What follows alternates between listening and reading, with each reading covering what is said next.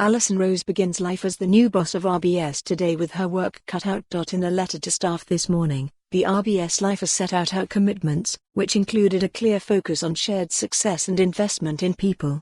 But as the firm's recent quarterly financial results demonstrated, there are a wide range of challenges facing Rose.Read.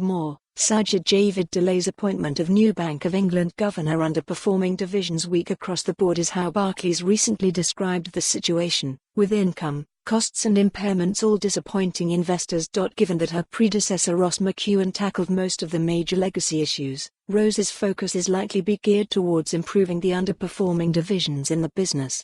As the latest results show, the most embattled of those is the investment bank NatWest Markets, which Jefferies analyst Joe Decushion described as deplorable following a 44% drop in core income.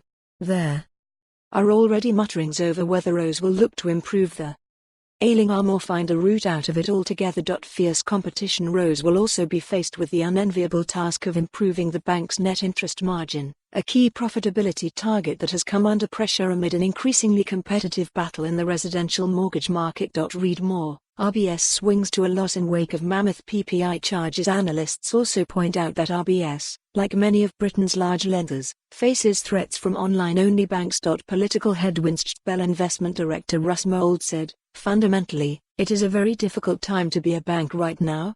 What really makes banks profitable is positive interest rates, a steep yield curve and wide credit spreads, and you haven't got any of them. All RBS can do is lend with great prudence and keep a close eye on your costs." On the bright side, the bank has maintained its outlook. Growth continues in commercial retail lending and hopes of a Brexit deal are on the up. Yet most analysts agree that as the uncertainty rumbles on, one thing Rose does have in her control is the ability to keep a handle on costs. At least, as one analyst points out, the RBS veteran will be more familiar than most with where the remaining fat lies. For more on this story, visit the news article link.